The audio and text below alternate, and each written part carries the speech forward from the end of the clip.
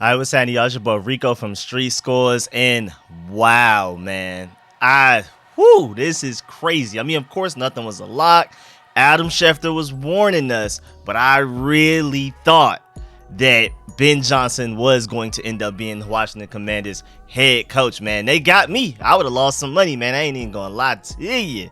Man, you just never know. But you know me, being a Georgia Bulldog fan, and the way recruiting goes, especially the way that Caleb Downs just went, I always know, and I never say anything is 100%. You can always check any of my videos, anything I've ever said. I've never said anything is 100% guaranteed. Again, I've learned my lessons in the recruiting world, but this is still a big shock. I'm not gonna lie. So apparently, Lions offensive coordinator Ben Johnson has decided to stay in Detroit as their offensive coordinator, and this is crazy. This is chaos. Wow, what is going on? Apparently, Adam Schefter is saying that he stayed there because of money reasons. We're going to dive into that. But of course, the majority of this video is it's time to move on, man. Dust ourselves off. You know, who's next? And from the way that everything looked, it looked like Ben Johnson was our top choice, but maybe he never was from the first place. We got to dive into that because we still have Mike Macdonald, Anthony Weaver, Aaron Glenn, Dan Quinn, and my boy Bobby Slowick as options. We're going to dive into each one of those top candidates remaining and explain why or why not the Commanders should hire that guy and how likely it is that we are to hire that guy. Because you got to remember, we just flew to Detroit. Did we already know that Ben Johnson was going to stay in Detroit as their offensive coordinator, and we flew to Detroit for literally Aaron Glenn himself? We're hearing a lot of things about Mike Macdonald and how he potentially may be the top candidate for both the Seahawks and the Commanders, the last two coaching vacancies left in the NFL out of the original 8 that existed. So could this be a Commanders versus Seahawks battle for Mike Macdonald? We got to talk about it, man. But before we dive into all of that, make sure you stiff arm that like button, stiff arm the subscription button, and stiff arm the bell next to that subscription button so you get notification each and every time I release an informative and opinionated video just like this one. Make sure you stay tuned for all of the content, man. I'm bringing y'all every little update that happens, man. So I'm gonna keep y'all involved and informed on everything Commanders. Y'all know me, man. I'm ready to talk free agency and I'm super ready to talk draft, but I'm trying to keep y'all updated on every little thing that happens with the Commanders, rumors, reports, anything. And this is basically breaking news, so we got to talk about this. Let's go ahead and get to this video. Let's go ahead and get to it. Let's get it.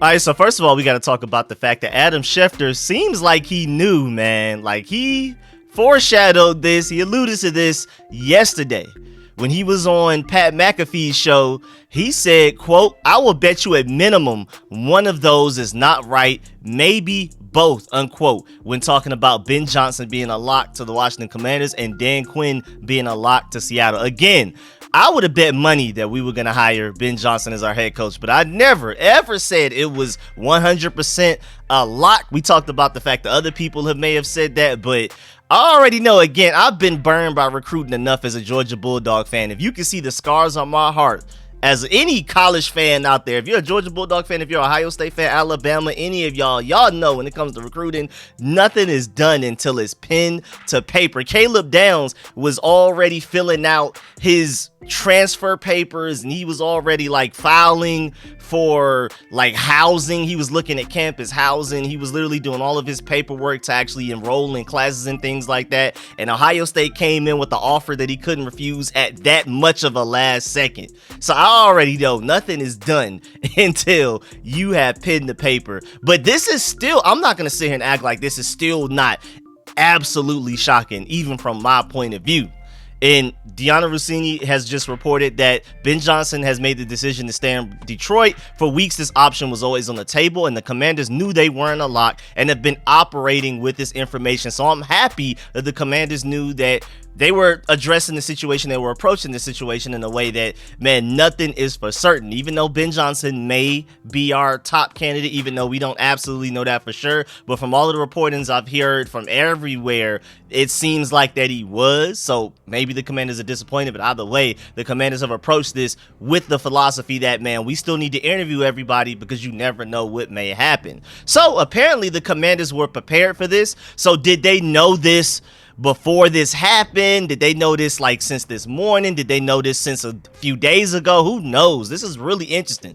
But let's talk about Ben Johnson. So the main two questions when it comes to Ben Johnson, is this because he said no to us, or is this because we said no to him? Is this because he didn't like what he saw, went through the interview process and was like, nah, I'm good, I don't want to go to the Seahawks or the Commanders? Or is this a situation where the Commanders and Seahawks are looking at somebody else and didn't prefer him? Which way is it? That's the really interesting part about this. Hopefully we get some more information on that. I'm just throwing those questions out there. And even though option 2 sounds the best for the Commanders, I'm leaning more towards option 1 as to like Ben Johnson said no to us, then more so than us saying no to him.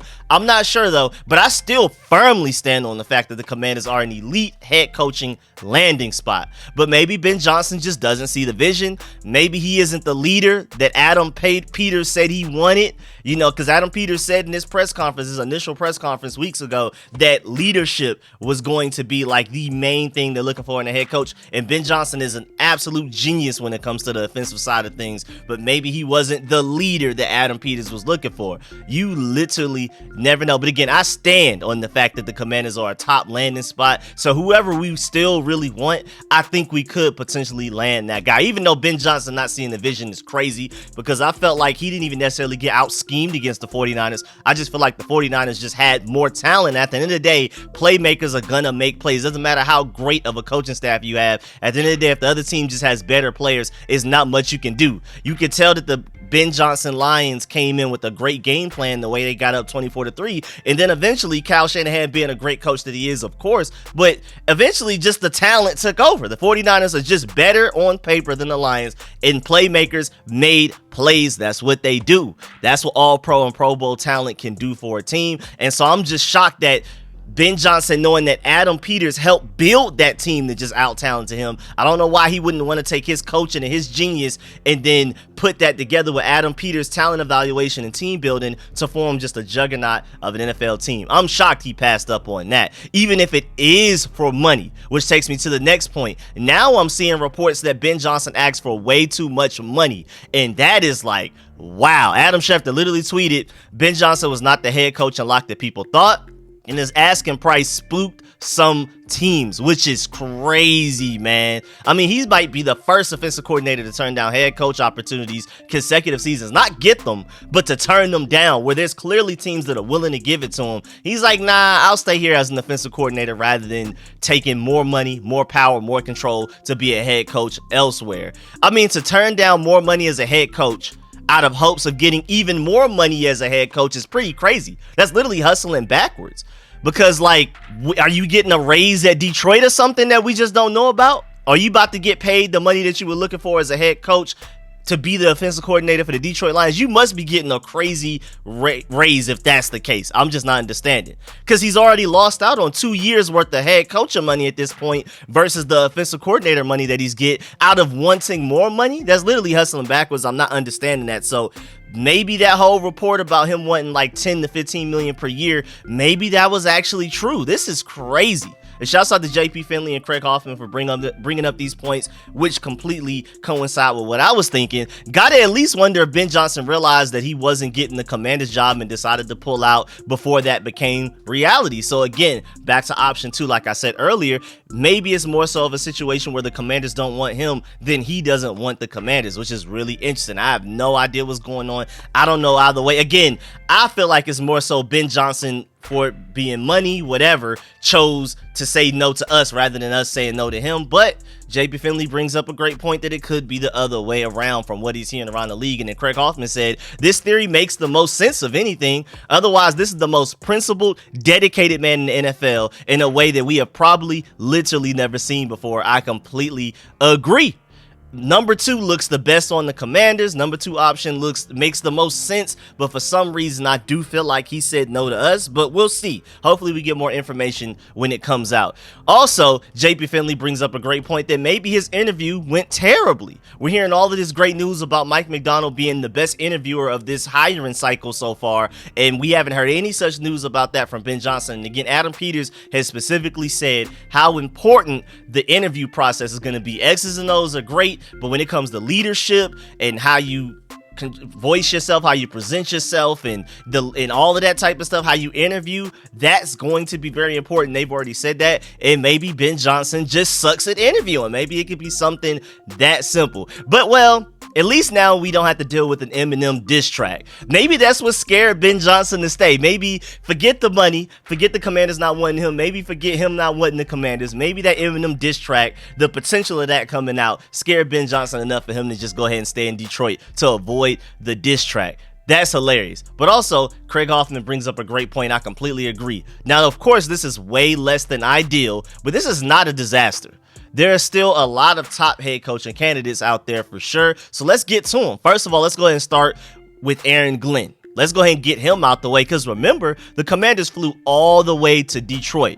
Did they already know that Ben Johnson was going to stay in Detroit and that the Commanders flew all the way to Detroit just literally for Aaron Glenn and Aaron Glenn only? Or did they get there and then find out Ben Johnson's willing to stay as an offensive coordinator? Now they wasted all of that money and all of that time for them to not to even be able to get their top guy, and that was just all pointless and things like that. I don't know. Option 2 seems like the most likely, but option 1 makes the most sense. Because for the Commanders to spend all that money and all that time to go out there and end up not even getting him, and he just ends up staying as offensive coordinator, I would hope he at least gave them the heads up. Like, hey, man, don't fly out here, because I'm probably just going to end up staying in Detroit anyway. Did he let them fly all the way to Detroit just to tell them no in Detroit? Come on, dog. I really hope that's not the case. But the Commanders may be thinking to themselves, I'm not leaving here empty-handed. We're not flying all the way to Detroit just to go back to the DMV with no head coach. So that could be a reason that Aaron Glenn could potentially become our head coach. Also, he was a pretty good defensive coordinator, because I would say in that Rams-Lions game, Raheem Morris won that matchup as a defensive coordinator for the Rams versus Lions defensive coordinator Ben Johnson. I feel like the Lions won that game because Aaron Glenn won his matchup versus Sean McVay, and I feel like that's very noteworthy. I really feel like Aaron Glenn was the MVP coordinator from that Lions-Rams game. So he is a solid candidate out there. Is he one of my favorite ones? No. But could you do way worse? You definitely could. Speaking of worse, in my opinion, even as a Falcons hater, and I loved what Dan Quinn did to them, setting them back for a few years, the whole 28-3 thing, I'm never letting them live it down. Now we have to talk about Dan Quinn. And Dan Quinn has confirmed that his interview is done. He said that he thought it went well. Now he's waiting. That's a report from Nikki Javala. But also coming from Nikki Javala, look at what he looks like leaving the airport. Does this look like a guy who just had a great interview? Does it look like the interview went well with this guy right here? Does it look like it went well to you as the viewer? Like, come on, man. That guy knows he's headed back to Dallas. He knows he just wasted his time. Like, he's not getting the job, and he just basically flew out there and all of that for no reason whatsoever. That does not look like the face or the walk or the posture of a guy that looks like he's about to get a head coaching job outside of the Dallas Cowboys. So I think he's headed back, which also means Rivera may end up just being the Rams defensive coordinator to replace Raheem Morris, who went to take the Falcons head coaching job. Man, musical chairs, I'm telling you, man, it's crazy the domino effect of all of these things going down. Now, the top candidate available. Again, Bobby Slowick has always been my 1A for the past week or so. It's been Bobby Slowick 1A, Ben Johnson 1B, Mike Macdonald literally 1C, because it's that close. I can't even say Mike Macdonald is 3. But as far as when we're talking most realistic, I don't think Bobby Slowick's very realistic. So when we're talking about realistic, and we're going to talk about Bobby Slowick later, because I just feel like if Bobby Slowick was the guy and the Commanders preferred him, he would have been hired before, by last week, basically. So at this point, I'm just kind of eliminating Bobby Slowick, even though he's still my 1A. Like I said, Ben Johnson was my 1A for a while. And then after what I saw what Bobby Slowick did in the playoffs with CJ Stroud until they ran into the Ravens, who we're about to talk about with Mike Macdonald, it started to slowly creep up as my 1A. And I've been saying it's been back and forth between Ben Johnson and Bobby Slowick. Bobby Slowick is still my favorite, more so just because he's an offensive-minded head coach. Mike Macdonald is arguably the most qualified, but with defensive-minded head coaches, you got to figure out the offensive coordinator position not only once, but you got to do it more than once. We'll talk about that soon. But when it comes to the realistic guys that are left, who I think the Commanders are most likely to land, even though I said that with Ben Johnson, Mike Macdonald is probably the top candidate left, and I would be ecstatic to get Mike Macdonald. Bobby Slowick and Mike Macdonald are my very favorite candidates remaining. And then there's like a big gap, and then everybody else, and Dan Quinn is at the very bottom. I'll go with the question mark and Anthony Weaver and Aaron Glenn over Dan Quinn, over the evil that we know. I'm sorry, man. But of course, Mike Macdonald and Bobby Slowick are my top guys. And when it comes to Mike Macdonald, Ian Rappaport just said this morning, quote, "This was the best interview we had by far," unquote. That's what NFL teams are saying about Mike Macdonald. He's the best interviewer. And again, if there's a chance that Ben Johnson is not wanted by the Commanders turned him down, and it's because of how he interviewed, then it sounds like Mike Macdonald is more than likely going to end up being the guy that we hire. And then Ian Rappaport also went on to say that teams are calling him the defensive Sean McVay, and you can't miss on that. Like I said, between Bobby Slowick and Mike Macdonald, you can't miss. Like I've been saying in several videos, even when talking about Ben Johnson being a top candidate, being the top candidate, I've been saying that Mike Macdonald is still the same guy that held that exact Ben Johnson to 6 points in the regular season. He held Bobby Slowick and CJ Stroud to 9 points in the regular season and then 10 points in the playoffs. Congratulations to Bobby Slowick for scoring one more point in the second time they played the Ravens than the first time. Then he held Kyle Shanahan and the genius that he is and all of that talent on the 49ers helped built by Adam Peters and John Lynch and Mike McDaniels over there with arguably the most explosive offense in the NFL to less than 20 points each. Like Mike Macdonald, all of these top candidates, he's the top candidate killer. He's the top candidate bounty hunter at this point. And then look at what he did, the defenses that he installed in the national championship winning Michigan team and the defense that he's brought to the Ravens. I mean, granted, they have a lot of talent, but you can argue the 49ers have more talent, and yet the Ravens defenses look better. And I think it's more so coaching and more so a Mike Macdonald thing than anything else. Now, they have a lot of great players. They have a lot of great staff and coaches, but I feel like Mike Macdonald is the star of that Ravens defense. And man, my Georgia dog, Todd Monken, really failed the Ravens, man. Because again, it's definitely more Todd Monken in that offense than Mike Macdonald for the reason that they just lost to the Chiefs, man. Mike Macdonald did his part. He held the Chiefs to 17 points, which was below their points per game average on the season. Also held them well below other regular season averages as far as like yards per game and things like that. So it wasn't Mike Macdonald's fault that they lost to the Chiefs. That was definitely more Todd Monken in the offense. So don't forget that my boy Eugene Shin, who we brought in here to literally lead the analytics side of things, has strong ties to Mike Macdonald. So we used Bob Myers to help us land Adam Peters. Maybe we can use Eugene Shin to help us land Mike Macdonald. But of course, no matter how far your defensive-minded head coach is at his job, being a leader, defensive-minded guy, running the defense and all that type of stuff, we still have to worry about and figure out offensive coordinator. And like I've said in several videos, several live streams, it's already hard enough to find the right offensive coordinator once in the NFL. But then you also have to do it again. Benjamin Albright literally said that defensive-minded head coaches in interviews are basically having to present to owners and GMs their plan at offensive coordinator, and not only the first one, but the backup one as well in their interviews when they're interviewing. It's absolutely crazy. I mean, it's serious the way that the league is going right now. Offensive coordinators are being poached and stolen from teams to become other teams' head coaches. Look at what just happened to the Buccaneers. They found Dave Canales as a sleeper offensive coordinator. He did a great job getting the best out of Baker Mayfield and unlocking that and having Baker Mayfield look the best he's probably looked since his rookie season for the Cleveland Browns. They had him for his offensive coordinator for one season. They went through all of that work, whether it be luck, scouting, talent evaluation, whatever it was, the whole process. They put in so much work to find David Canales as a diamond in the rough, this sleeper gem as an offensive coordinator. And then within 1 year, he's already leaving to become a head coach for the Panthers. So now the Buccaneers got to do that all over again. And those are the risks you have to assume and be ready to take on when you hire a defensive-minded head coach. So if we hire Mike Macdonald, not only are we going to have to struggle to hit on offensive coordinator the first time, if we hit on offensive coordinator, which you hope to do, you're going to have to be prepared to do that once again very soon. I mean, look at Bobby Slowick. Bobby Slowick has only been a Texans offensive coordinator for 1 year, and we're already talking about him being a top head coaching candidate for the Commanders. But now, man, Mike Macdonald's leverage, whoo-wee, boy, it's something scary now. Because he could very possibly be the #1 candidate for both the Commanders and the Seahawks right now. So this could be a situation where the leverage has reversed, and now the Commanders are competing with the Seahawks for Mike Macdonald rather than the head coaching candidates competing to get to Washington Commanders. So now it looks like Mike Macdonald may have all of the leverage right now. But does this increase the chances of Eric Bieniemy staying as an offensive coordinator? That's an interesting thought to go out there. Not saying I'm prefer that or not prefer it, but I'm just throwing that thought out there. If we end up with a defensive-minded head coach like Mike Macdonald, that does potentially increase the chances of Eric Bieniemy staying at the very least as an offensive coordinator.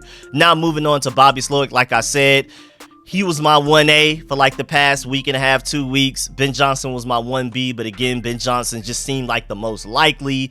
But if you ask me my preference, it has been Bobby Slowick for a little while now. It was Ben Johnson for the majority of this hiring process, probably like the first month, and then it became Bobby Slowick like the past week. But Mike Macdonald has always been right there. But man, when we're talking Bobby Slowick, talking about doing more with less, when we're talking about talent, because I like Ben Johnson, I'm still sad about the fact that we're not getting him. I'm not about to sit here and downplay him just simply because I know he's not going to become our head coach. But he did have more talent on the Lions offense than Bobby Slowick had to work with on the Texans offense. Doing more with less is very impressive. And then also more so developing a rookie quarterback and getting greatness out of him immediately in CJ Stroud. And not only just any quarterback, but a #2 overall pick quarterback, which is literally the same pick we have in this upcoming draft. Just imagine Bobby Slowick with 2 #2 overall picks, quarterbacks, 2 years in a row for 2 different teams, and developing both of those guys into playoff bound quarterbacks in their rookie seasons. I mean, you literally can't do better than Bobby Slowick with what he did with CJ Stroud and that very young and underrated receiving core. And he had Dalton Schultz out there looking really good at times as well, man. So he could come in and solve our tight end problem as well. So I'm telling you right now, in my opinion, landing Bobby Slowick or Mike Macdonald are easily the best options remaining, in my personal opinion. But then you also still have Anthony Weaver as well. But this is a really interesting situation because it's been updated since as of this morning that Anthony Weaver will interview for the defensive coordinator position for the Miami Dolphins. And if he felt like he had an honest chance to get a head coaching position with either the Seattle Seahawks or the Commanders, he wouldn't be going to interview for a defensive coordinator job elsewhere. You would still be holding out to see, okay, let me try to see what's going on with this head coaching situation. For him to already be interviewing for defensive coordinator for the Miami Dolphins is pretty telling. But at the same time, that's still an upgrade, because he's the defensive lines coach for the Ravens right now, / like associate head coach type of thing. But he's the defensive lines coach for Mike Macdonald. He's the defensive coordinator for the Ravens. So even if Anthony Weaver leaves the Ravens to become a defensive coordinator elsewhere like the Dolphins, that's still a promotion compared to what he's been doing for the Ravens. So happy for him either way. And maybe he was just trying to see if he could shoot for head coach, but apparently he's gotten information back. He's probably already been turned down by the Seahawks and the Commanders. So again, there are only 2 remaining head coaching candidates, in my opinion, that are like the top home run hitters of Mike Macdonald and Bobby Slowick. But honestly, Aaron Glenn and Anthony Weaver, those unknowns, I would be okay with that. And then Dan Quinn, it would take a lot of convincing for me to be okay with that. But I also think you could do worse than Dan Quinn. Dan Quinn is not the worst guy out here doing it, but I do think he's the least exciting and likable out of the guys that are left. So we're talking about Mike McDonald, Bobby Slowick, Dan Quinn, Aaron Glenn, and Anthony Weaver. Those are our 5 guys right there. Of course, let me know in the comment section who you prefer out of those 5. Again, my favorite are Mike McDonald and Bobby Slowick, but maybe somebody in the comment section, y'all could provide some information as to why I should prefer somebody like an Aaron Glenn or somebody else. Let me know that. But yeah, man, that's the end of this video. Please get in the comment section. Let me know how you feel about everything discussed in this video. Please stiff arm that like button, stiff arm the subscription button, and stiff arm the bell next to that subscription button so you get notification each and every time I release an informative and opinionated video just like this one.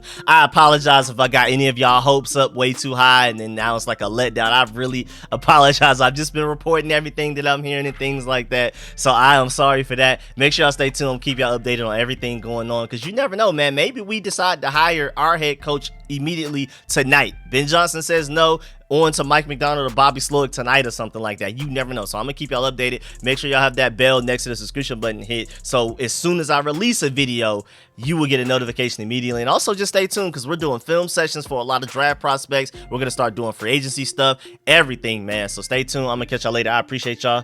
I'm out.